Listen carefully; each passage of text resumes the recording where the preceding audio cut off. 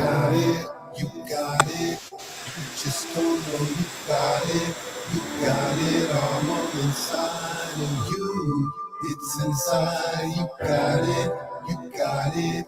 Let me help you to spot it.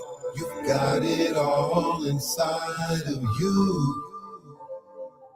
This world can be a prison, a play yard. Peace of mind's inside and ain't far above the clouds, so prepare to take off as we come together off the radar, far away from everything. Let's release the stress and strain. No need for the baggage bay, cause we came here to heal that pain. Before the ways of the worldly blind you, allow me to take this time to remind you, in the same place that your hurt resides, you can find heaven and healing right inside you. And if you need help, let me guide you past the lies that you're aligned to, till you're redesigned to find truth in the beauty I see inside you. This world can be your prison, a play yard. Peace of mind's inside and ain't far above the clouds, so prepare to take off as we come together off the radar, far away from everything. Let's release the stress and strain. No need for the baggage bay, cause we came here to heal that pain. The lighthouse, guiding the righteous is all that I'm about.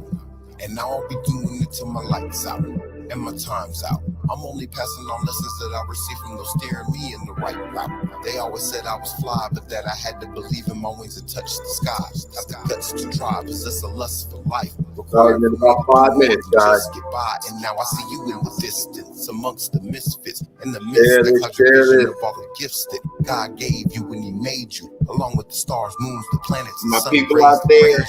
So through the fog of all mediocrity, I'm shining this little light for all to see. You already possess your own fresh, but if you have trouble finding it, just call on me. This world can be a prison, a play yard. Peace of mind's inside and ain't far above the clouds, so prepare to take off as we come together off the radar, far away from everything. Let's release the stress and strain. No need for the baggage bay, cause we came here to heal that pain. This world can be your prison, a play yard. Peace of mind's inside and ain't far above the clouds, so prepare to take off as we come together off the radar, far away from everything. Let's release the stress and strain. No need for the baggage bay, cause we came here to heal that pain. All right, got about 4 minutes. People out on Facebook, YouTube, welcome. You know what I'm saying? Glad to have you here. We'll be getting started in about 4 minutes. Hey, we have Milwaukee in the house. Yes, yes. Good to see you. Good to see you. Definitely post. Let me know where you're at. Where you at? Where you I want to talk coming from the subject, how to be crazy got about 3 enough minutes to get what you want. What you have to do is lose your no I can't mind and find your yes I can mind. So you see, you got to lose one of these minds. And which one of these minds is it that you have to lose to get what you want? The no I can't mind. Staring at your greatness, feeling ill-prepared, just a little crazy, just a little scared, leaning on a logic, keeping you from your cares, just a little crazy, just a little scared, that normalcy that nags you to stay and never dare to move beyond the box that the devil has prepared. Your friends and your folks were raised and played there, so it's all they ever known and all they have to share. Few to try to push you, many to keep you there. Just a little crazy, just a little scared. Chances of choice and curses live in your cares. Just a little crazy, just a little scared. A state of stagnation with no flash or flare. Days are all the same with no glow or glare. The sickness that secures you when fears are all shared. Where very few are crazy and many are just scared. The status quo's tragic but lingers in the air, blocking the blessings that await you upstairs. There's only one way that you can go from here. Just a little crazy, just a little scared. To the promise that the process breeds if you can bear. To give chase, it awaits all who dare to run it down and grab it regardless of the fears. Blessing those crazy enough to do it scared. So I'll fight on until I right all wrongs, from the daytime until the night lights on. I'ma take flight cause it's the right time for me to write and enlighten the minds I've spawned. To show up, grow up, and glow up. Rearrange reality and sicken my enemies till they throw up. Trapped in their own minds while I glow up. Putting it down for minds till I go up above past failures, ignoring all fears, cause that false evidence ain't as real as it appears. When you drown out doubt and blood, sweat, and tears, and focus on your goal, the way will be made clear. So visualize all the victories that you want to see, and what your mind projects is what you're gonna see. On the screen displaying your lifetime, you'll find that it projects what originates in the mind. This used to be a movie house. Way back up there somewhere is a projector. They never took the projector out. Up here is a big screen that we've used 2 or 3 times. What you see on that screen does not originate on that screen. What you see on the screen originates where? In the projector.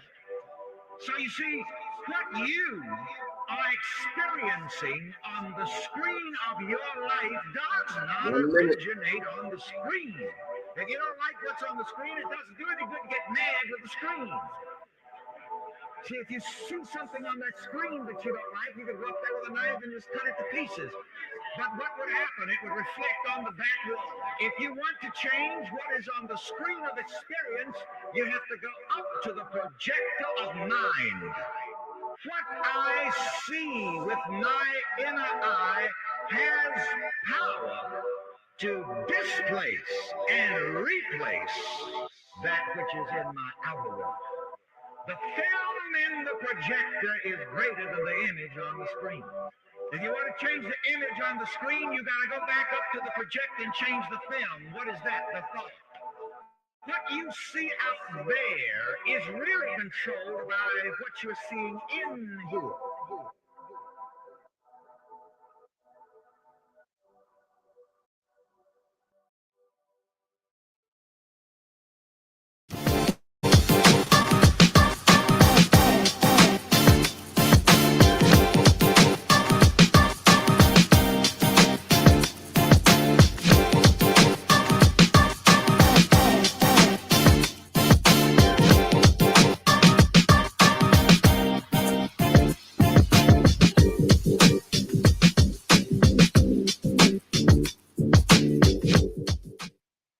All right, all right.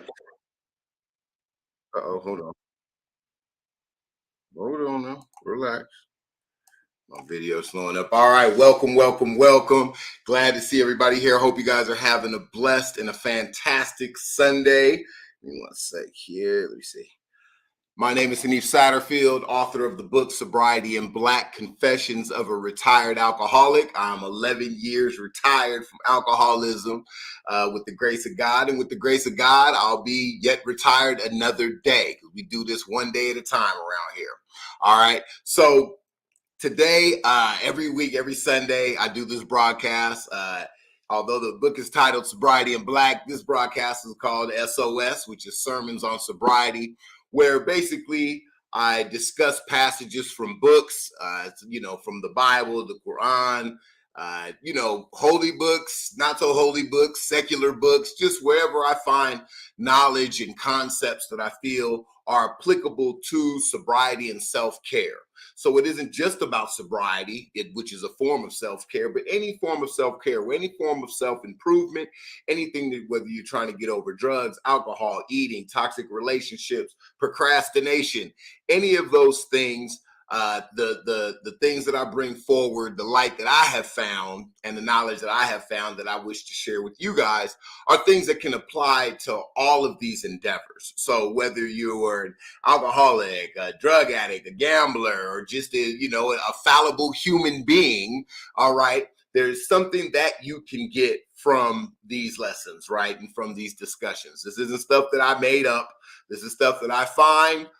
Some things I'll conceptualize, some things come to me, and I just figure I'll present them to the world to help whoever out there may need it, or, maybe you can pass it on. So definitely feel free to share, you can comment. I try and read comments as I go, because sometimes I'll start yapping and forget to read comments. So you have to forgive me for that, but I do appreciate your time. So with regards to today's Sermon on Sobriety, today's SOS, as you can see the title, and for those that aren't on YouTube, if my IG family, the title of today's presentation is The Power and Purpose of pain. The power and purpose of pain. And I had the idea to do this one because of a video a short that I recently uploaded that got a lot of traction. It seemed that a lot of people, it's probably one of the more, I mean, I guess for lack of a better term, it's viral. It's not, I don't really care. I mean, a lot of people, it really resonated with a lot of people. And I'm going to actually play that short for anybody who hadn't seen it and a couple of other videos and tie it in with one of my favorite books from Lebanese author Khalil Gibran, which is called The Prophet. And it's kind of written in almost a sort of biblical style. It's kind of the long story short, it's the tale of this prophet. It's a fictional prophet that had been in this land for a while, and he was waiting for a ship to come so that he could leave to go back to his home of his birth. And before he left, the people in this city, I think it was called Opheles or something like that, the citizens said, hey, they were kind of sad to see him go. And they said, hey, before you go, could you give us some knowledge, some parting words, something to leave with us? And so he said, well, what would you like to know about? And so, imagine you've got the prophet standing here, a bunch of people in the city while he's waiting for his ship to come to grab him.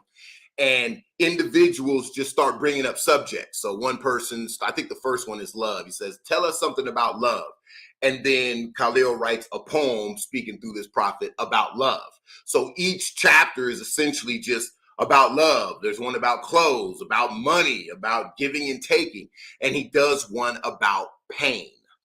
And that is kind of where we're centering today's discussion. You can actually, if you want to buy the book, that's great. But I think it's so old, it's kind of in the public domain because it's online. You can literally go into Google, type in The Prophet, Khalil Gibran, and PDF, and boom, it's going to be like the first link, and you can read the whole book. It's a good book. It's short. It's like 100 pages maybe, but it's basically a collection of poems. So I'm going to read the first poem in its entirety. It's not that long, but I want you to listen to the words, and then I'm going to go back and go over some of the points that stand out, that kind of tie in with it. All right.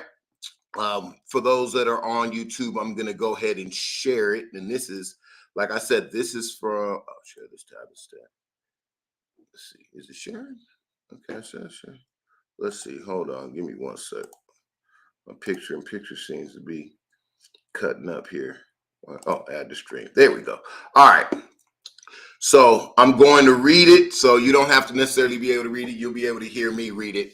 All right. And so this is from Khalil Gibran's The Prophet. And this is the poem on pain. So it said, and a woman spoke, asking the prophet, she's bringing up the next subject. She says, and a woman spoke saying, tell us of pain. And he, the prophet, said, your pain is the breaking of the shell that encloses your understanding. Even as the stone of the fruit must break, that its heart may stand in the sun, so must you know pain. And could you keep your heart in wonder at the daily miracles of your life, your pain would not seem less wondrous than your joy.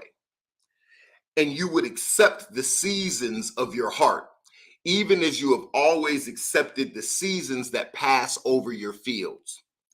And you would watch with serenity through winters of your grief. Much of your pain is self-chosen. It is the bitter potion by which the physician within you heals your sick self. Therefore, trust the physician and drink his remedy in silence and tranquility. For his hand, though heavy and hard, is guided by the tender hand of the unseen. And the cup he brings, though it burn your lips, has been fashioned of the clay which the potter has moistened with his own sacred tears. All right. I love this poem. I love this book. It may, some of it, you might get lost in translation. So I'm going to go through some of the passages and how it ties in to the purpose, right? The power and the purpose of pain. All right. So one of the first things, literally in the first line of the poem, starts out the gate just dropping science. I love this. All right. So the first thing he says is, hold on, I got it up there. It says, pain is the breaking of a shell that encloses your understanding. So, matter of fact, before I do that, I almost forgot. Give me 1 sec here. I'm going to play this video because this will tie in. This kind of ties in with, And this is the video that sparked my decision to actually do this. Give me 1 sec. And for those on IG, this is the video with the guy from Love and Hip Hop, Gunplay, the artist, the rapper, talking to a friend about why he chose sobriety. And his reason is what kind of ties in with this. All right, so give me 1 sec, y'all. All right, let's get to it. All right, full screen that bad boy. All right, and boom. Oh, hold on. Okay, why can't I hear nothing? Oh, okay. So I used to get high just like he used to get high. What was your low point where it was like, yo, I'm done? What really like made me like come completely sober, it was like just the last time I got shot. Like, you know, I got shot 15 times one time. This is a significant tattoo, man. I had a bullet open up my flesh right there. You got shot in the face? Yeah, man. I got 2 back there in my back, across this eye right here, and right here, dog. What the it was really like it was the drugs, the alcohol, the lifestyle. I ain't have no morals, no self-respect, no respect for other people. Yes, at one point in time in my life, I wanted to die. I ain't even want to live no more, bro. You feel what I'm saying? Because it was like so much pain, so much hurt from being through so much, not having what I want, not being where I want to be, even with the music. I want to be a rap star. I want to be this. Nothing ain't going right in life. When I smile, when I laugh, when I joke, that really be like me high in my pain. Yeah. But I don't tell nobody. You feel what I'm saying? Sometimes I ache in pain. Like, motherfuckers don't know that. You feel what I'm saying? Because I don't tell people like that because I don't like getting emotional like that. I'm gonna tell you one thing, brother. Everybody here, dog, we love you, brother. I'm telling you that. I'm telling you real. We love you, brother. You're supposed to be here. You're supposed to be here uplifting all the situations, brother.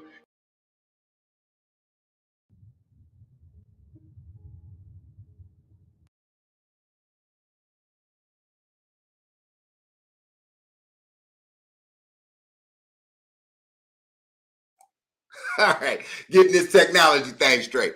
All right, so in that video, you have, 2 brothers talking. I think this is a clip from Love and Hip Hop. Florida rapper Gunplay is talking to another friend of his, and he asks him, why, what brought you to sobriety? What, he said, I used to get high like you used to get high. We used to get high together, what brought you to sobriety? He said, I got shot. The last time I got shot, he's like, I got shot 15 times. So this man, got shot 15 times, once in the face. And then it shows a, picture. I guess he's getting a tattoo around that tattoo or around that one of his bullet holes in his face. And he talked about, why he was drinking and doing drugs and stuff. And he said, dealing with pain, and dealing with pain and not like, he said there was types of pain. He talked about physical pain. He said, he was willing to throw away his own life, and, he's taking shots. So he's obviously giving them, and, pain he's caused other people. You got the guilt of that. You've got physical pain of, going through what it takes to be running the streets and doing what you do. Right. And then you've got, what else did he say? Hurt, losing loved ones. There's a lot of different forms of pain that in our addiction, like for me, alcohol was my thing. So I drink a lot of alcohol to cover up pain, to avoid pain, to run from it, right? To numb my body from it, whether it's mental pain, psychological pain, spiritual pain, physical pain, right?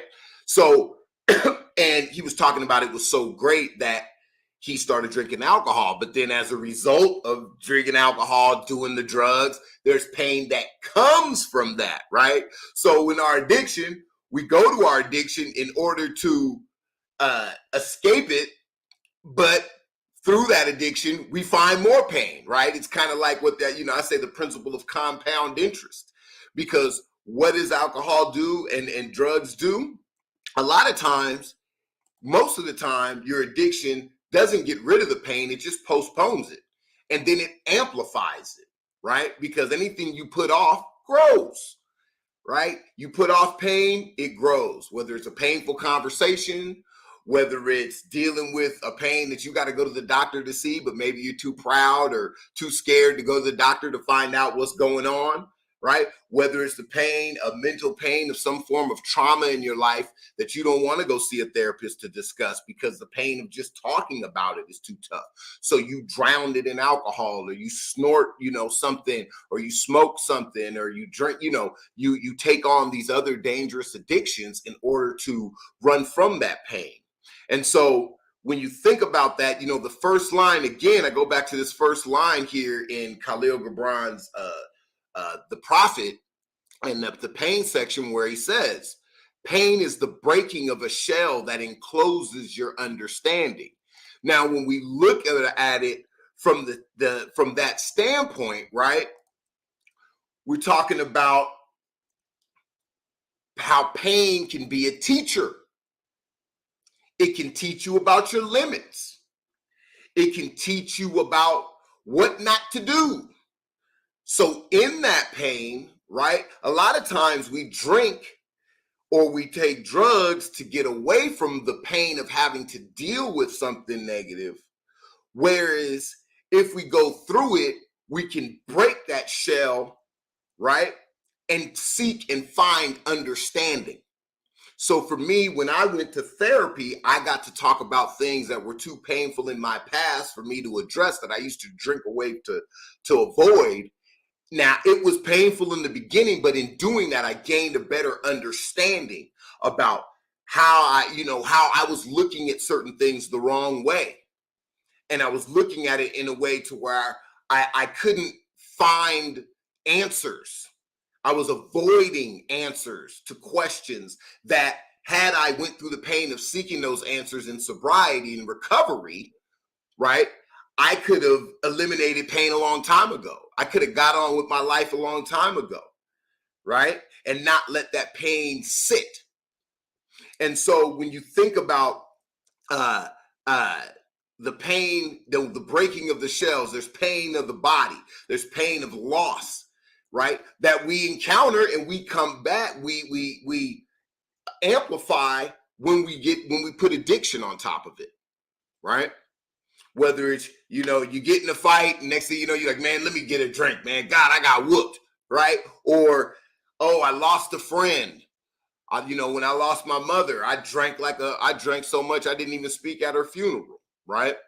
I was so ridiculously drunk, right?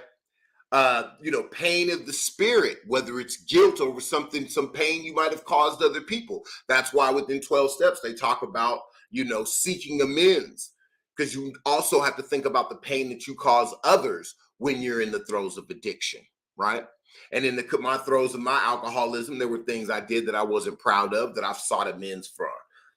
But most importantly, you need to seek also amends to yourself. You've got to make amends with yourself. When I work out, I'm making amends with myself physically for all of the pain that I caused my body from all of that drinking and, smoking and, what I'm saying? All of the things of the things I did to beat my body up and cause pain, internal pain to my body, right? You go to therapy, mental pain that you cause yourself by holding on to guilt, holding on to resentment, avoiding tough conversations that weigh heavy on your mind, right? And so through that, that's how you break that shell to reveal the understanding, is when you go through that pain, the pain of recovery, or the pain of sobriety, right? Then there was another thing that he said in the poem. It's another great line. He says, and you can keep your heart, and it really could say, and if, because that kind of gives you a better conduct.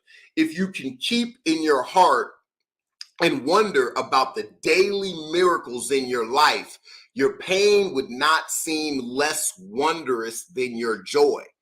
Now you're thinking about how does the pain, you're thinking, okay, of course joy is better than pain, is more wondrous, right? But he says, if you can keep in your heart and wonder at the daily miracles of your life.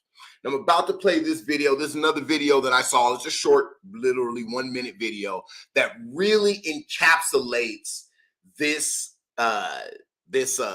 passage, this part of the poem. It's very strong. Give me 1 sec.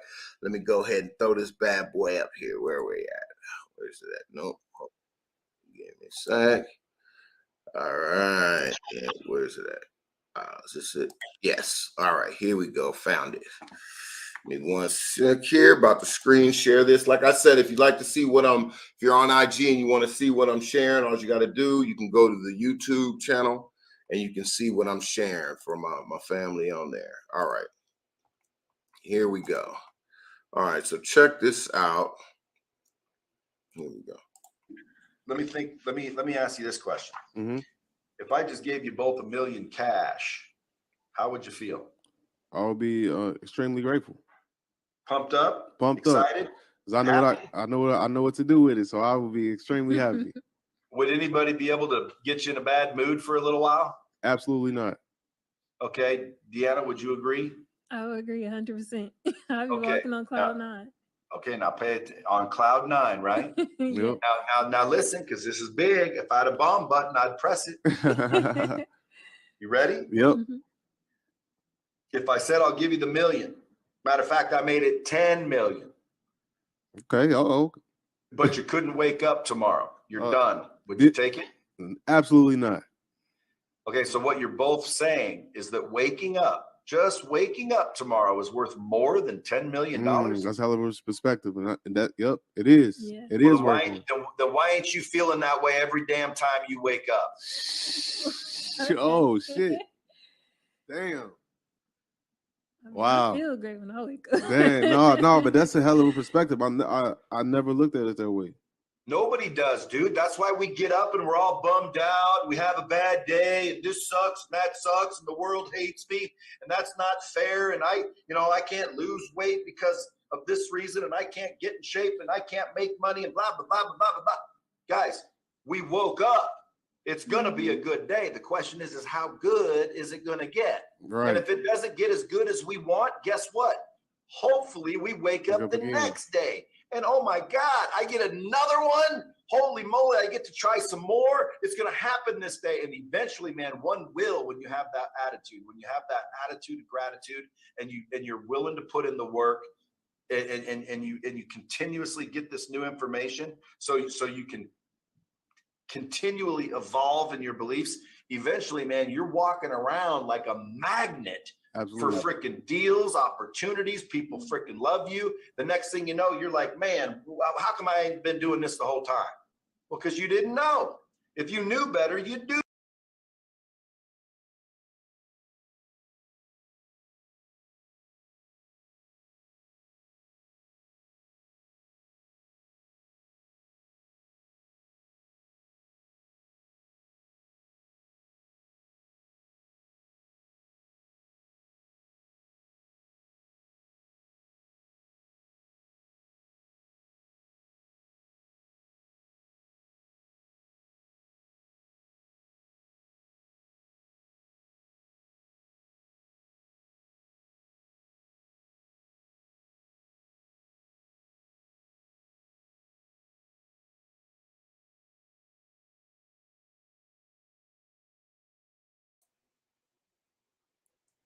All right, y'all, I'm back.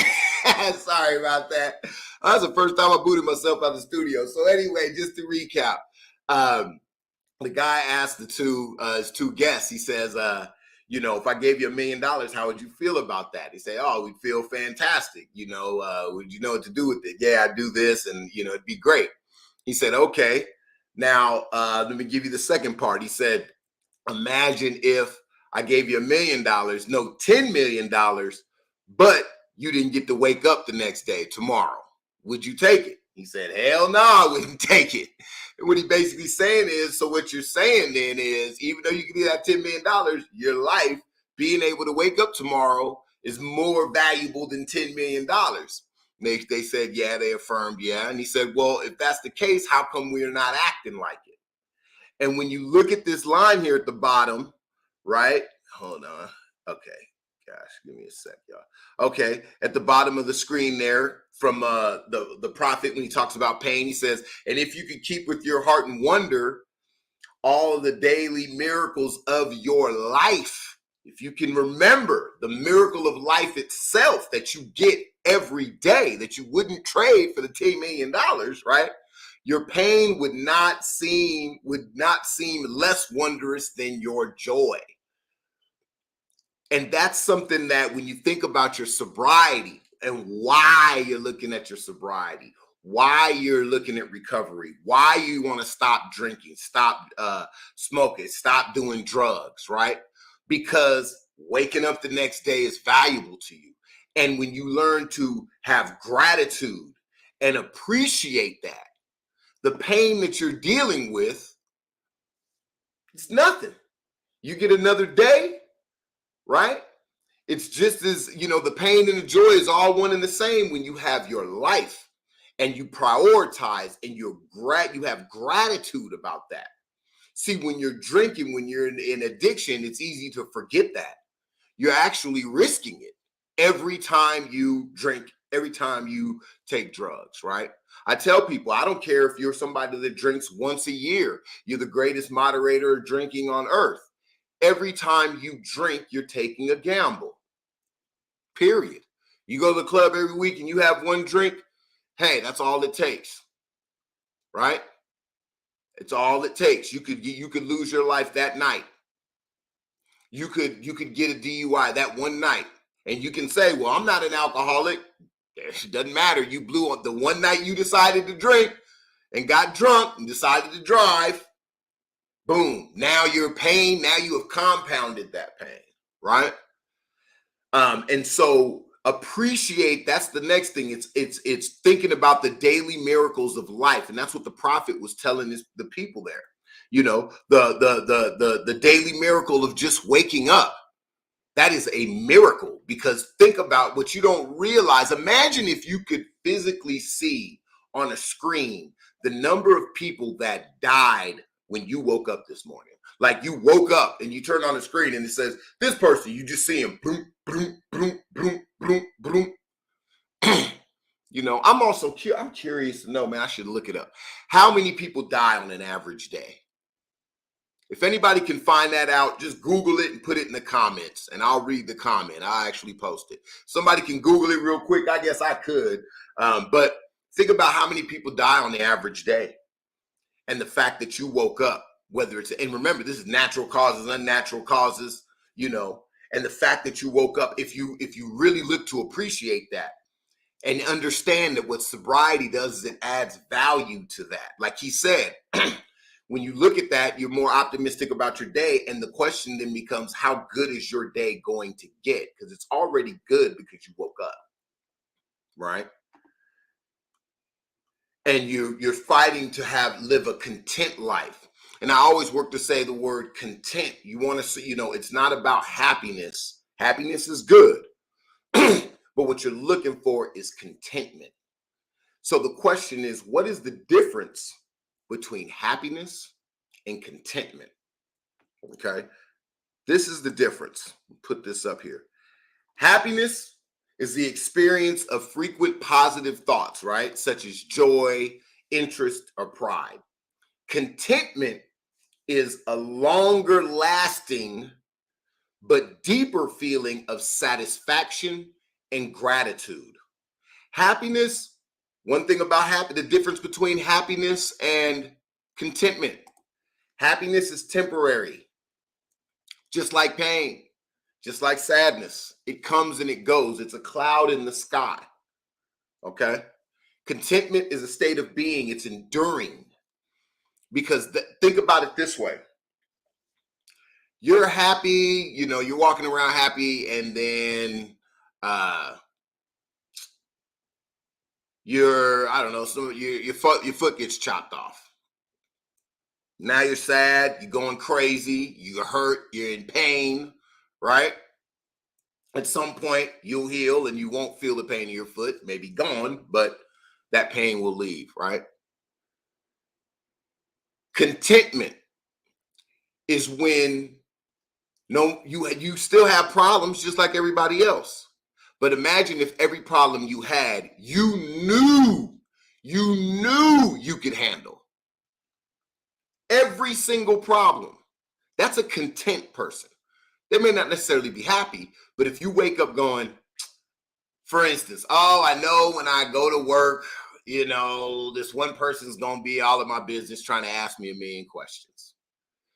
But you already know that if you start talking to them about, like I tell people, the best way, especially certain types of very talkative people, the best way to get rid of somebody that's always asking you about your business is to start asking them about their business instantly. When I get to people who are talking like, what did you do? What did you do? I'll start at, what did you do? What did you do? What are you going on? Where do you live? I'll start asking questions that get more and more personal real fast. Because certain types of people, they're always certain types of people. They love to be in your business. But see, that doesn't make me sad anymore. It doesn't upset me. I don't feel pain from that because I have an answer for it. That's contentment. That's contentment. Contentment doesn't mean you get rid of all your problems. Happiness is an assumption of getting rid of all your problems. That's why it's temporary, because problems come with life. Contentment is, hey, I'll figure this out. I got it. So you can keep an even keel, right? And that's what sobriety, after you go through the pain of enduring, whether it's withdrawals, whether it's therapy and trying to figure out, how you're going to live life without the body, right? And you start to heal. At some point, you start to go towards contentment. When I first stopped drinking, it was hard. There was, I had to wrestle with that pain, but it was worth the price of gaining the understanding of myself and figuring out how can I live a content life without alcohol. That was ultimately the question. And one thing I knew, one thing I was taught was that time will heal it. Time and perseverance and self-discovery and connecting with people who appreciate and are doing the same as you and moving forward with them will help you. Dealing with your traumas of the past, all right, doesn't make the trauma disappear. But when you get closer to dealing with it, you're finding the resolution and it makes it easier to deal with. And then at a point, it also becomes a way for you to help others get over their pain. That's why I wrote my book. That's why I do what I do now as a recovery coach. So that through the pain that I had endured during my addiction and the pain to get through it and to get through it every day, because it doesn't stop. It don't stop. Everybody know that's one day at a time, baby. I am able to help pass some knowledge on to another person. And then I receive wisdom from other people. I've got people in my life who have been sober twice as long as me. 22 years, 26 years, 30 years, 40 years. I just did a video I'll be putting out, Danny Trejo, a Mexican-American actor, 51 years sober, and he was shooting heroin, which from what I hear, I've never done it, but I heard it's one of, if not the hardest drug to shake. And he shook it, 51 years. So that, and just knowing that, that's why I put the videos I put out online. We see more of us, and I'm talking about us, I mean Black people, people of color, people that are not born rich that can just pay to go to fly off to some fancy schmancy rehab center and take 3 months off of their life and not go to work so that they can be pampered half to death.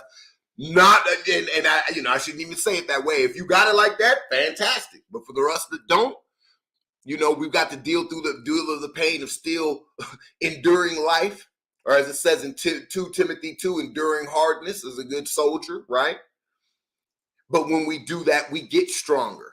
And that also leads me to the next point. What is the point of dealing with pain? One thing it talks about in the book, here's another quote from the book, from that poem in the prophet. It says, much of your pain is self-chosen.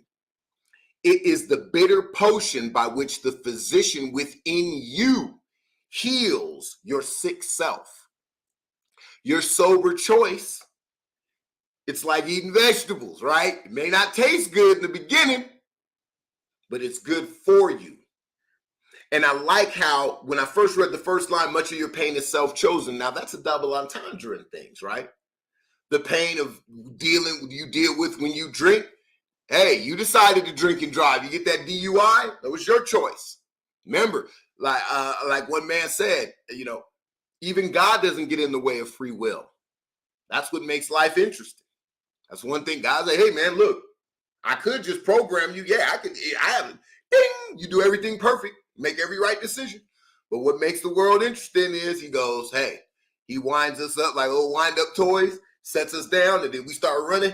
And he said, hey, you go wherever direction you choose to go in. All right. So much of your pain is self-chosen. The choice for me to have that first drink, which led to 2, 3, 4, 5, 6, 7, 11, 50 million drinks, right? That was a choice. But also taking on the pain of struggling, walking that road to sobriety. The discomfort, I should say, the same pain. I don't want to scare anybody off. It's really just discomfort, because any type of change is discomfort. When you decide to work out the first day, it's discomfort. There's a pain in that. You wake up sore the next day. But why do you do that? That soreness is an indication of growth.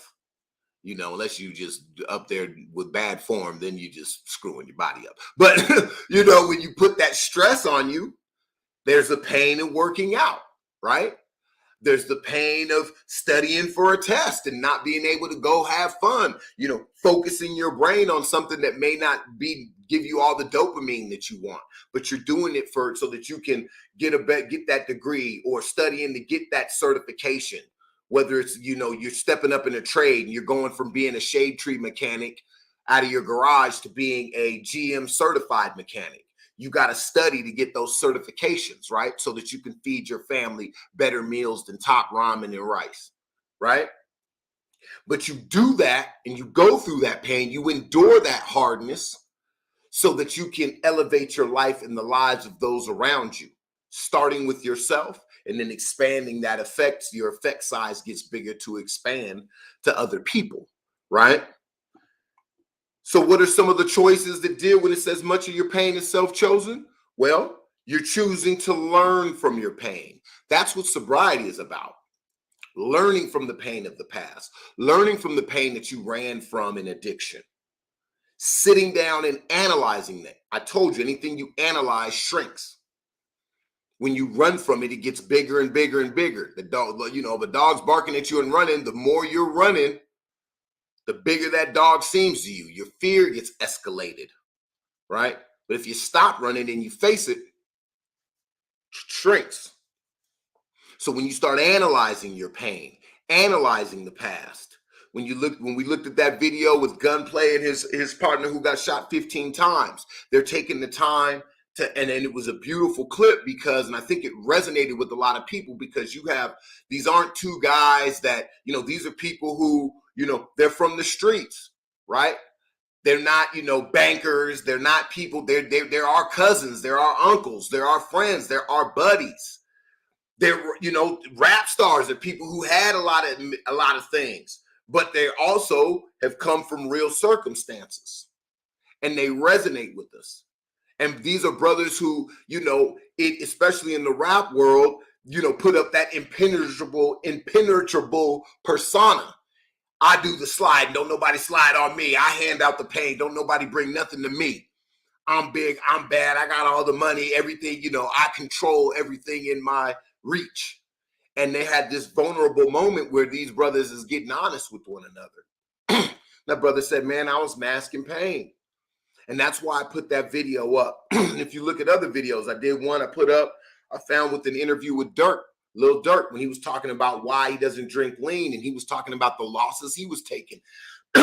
He talked about a story and you can find it on my IG, about how he was working out a deal with Diddy to do something, and Diddy, that's a bag. That's some paper. And he said he got too messed up off of lean and he fumbled the bag. So the pain of financial loss, right? but he decided he chose to learn from that pain. And I appreciate Dirk. I appreciate Future, because Future really talked about something that I really hit on in my book, and about social identity, right? And how there's a pain of like, okay, you make this change, but it kind of goes against, or it counter juxtaposed against your, because we all know Future's Mr. Percocet, Molly Percocet. He rap about doing dope, druggy rap, all that, right? And he's decided to stop drinking lean. And he's like, man, are people going to look at me different?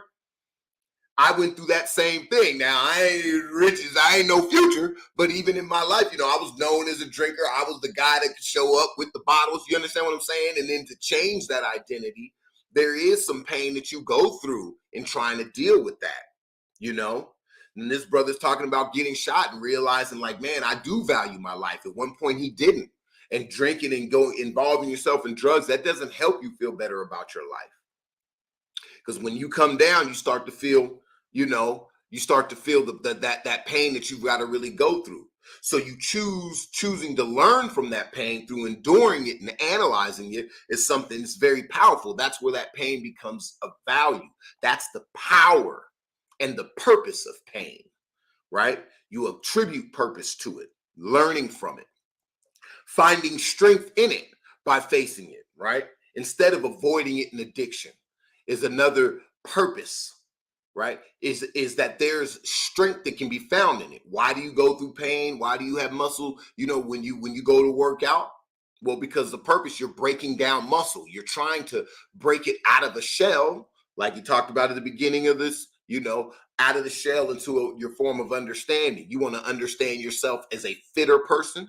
You want to improve your reality, stronger person. But in order to do that, you've got to endure some hardness, right? And so you can choose to find strength in that pain instead of numbing yourself from the pain of a tough situation.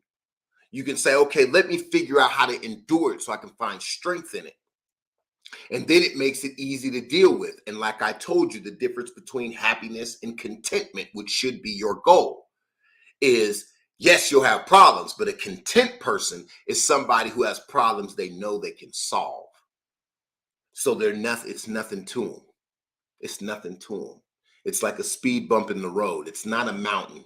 A lot of times we make mountains out of molehills, and that's where there's pain. It's really perceived, right? False evidence appearing real, fear, form of pain, where we build up something that ain't even really there. And a lot of things in our lives are that way. A lot of obstacles we face, we bring pain upon ourselves. Resentment, jealousy, these are things that are really over false. You're putting the pain of being jealous of somebody that ain't even thinking about you. It doesn't hurt you that they've got something, but a lot of times we'll have that pain. Guilt, when you could easily make amends and assuage yourself of that guilt. There are things you can do. That's why if you mess up, the sooner you apologize, the more content your life will be. It's when you don't and you hold on to it, right? So these are some of the things that you want to think about. And like I said, so you have things that come with the sober choice. You can choose to learn from your pain. You can choose to find strength from it, build. And then ultimately, after you've really gotten a masterful hand on it, right? You can choose to help others face their pain. You can help, pass on the tools that you used when you fought through, the death of a loved one, or, losing a job when you needed it the most, but bouncing back. Going to school at age, going back to school at age 50 to finish your degree when you're on a campus full of people that are all half your age, your kids' age. I mean, I've seen videos where mothers have graduated with their bachelors with their children. There's a whole lot of, from social identity pain. There's a whole lot of, things like being embarrassed and all of that, which is embarrassment is another form of pain that's self-inflicted. It's chosen, doesn't even exist. The same thing that makes you embarrassed wouldn't do me nothing. Matter of fact, it was funny. Went out to hang out with a couple of friends yesterday, a couple of the bros, rude of them. And we were at this place it's a trip. It was like what was it? It's bowling, but it's with footballs. Like it's called foaling or something like that. Where you throw the football, you got to knock down the pins. But they had a bar and everything, and they had Heinekens. They had Heineken Zeros. So hey, what's going on, Bert? Rue, good to see you, team. And so I ordered. It was me and then another friend of mine who also is sober. He's about, I think he's going to be going on 80 to 90 days. He stopped on January 1st. So much love to my dog. He was there. We've been supporting each other, keeping each other uplifted. And then I had another friend of mine who he drinks and whatnot. He's not a drunk or nothing, but he drinks and whatnot. He's a good friend, one of the good bros. And so we were there, and I asked them, I was like, what y'all drinking? I'm getting me a Heineken Zero, of course. What y'all getting? And of course, my sober friend, Bruz, he said, hey, give me a Heineken Zero. And the other one was like, yeah, give me a Heineken. I don't drink that vegan brew, right? He's being funny, right? I don't drink that vegan brew. I was like, and it was funny because like the old me would have kind of felt like, okay, he taking a shot like I would have shrunk, right? 11 years ago.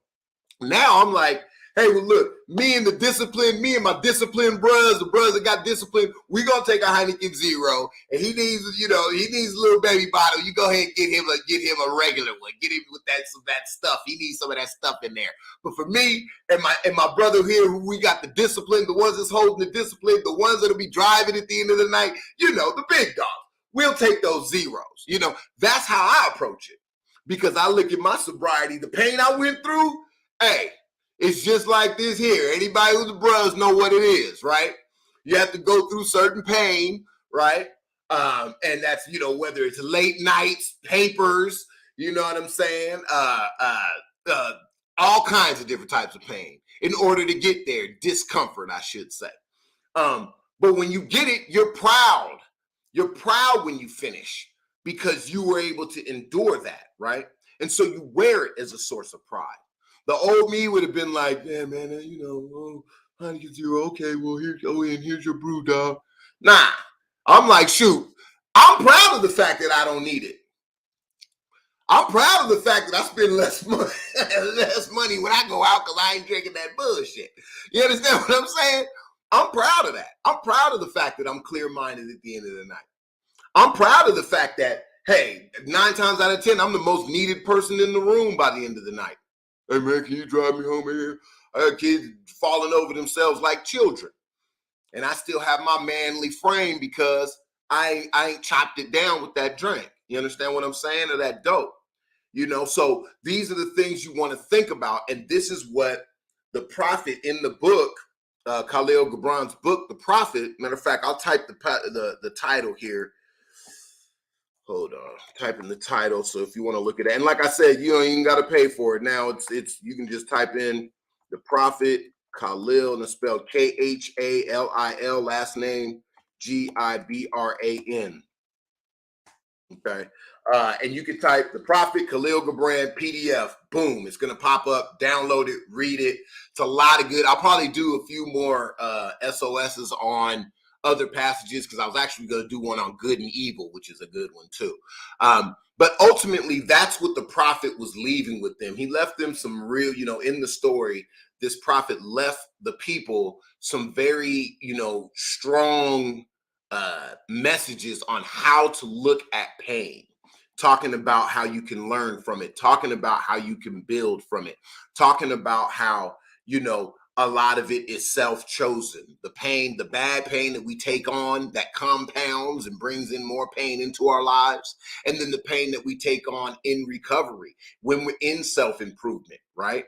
Whether it's enduring trying to get a degree, whether it's enduring not going out so that you can be ready for that job tomorrow when everybody else is going to hang and bang, right? And looking at, we talked about the difference between happiness and contentment. Right. And how, you don't want it. It's not about looking for happiness, these temporary things. Yeah, you can have that. But happiness is like any other feeling, is temporary.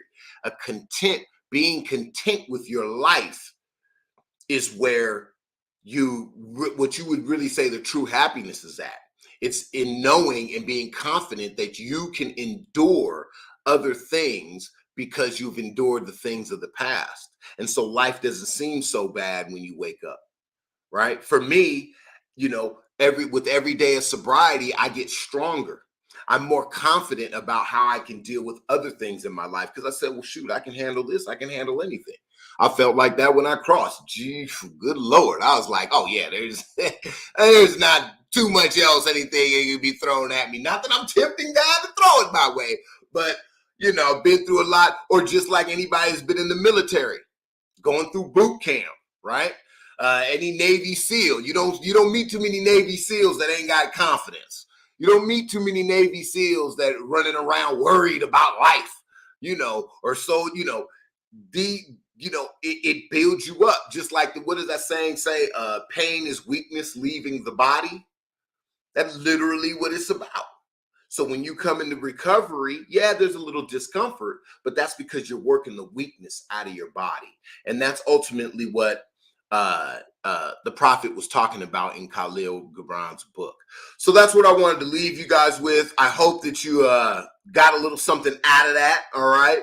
I hope you got a little something out of that. And if not, hey, it's over.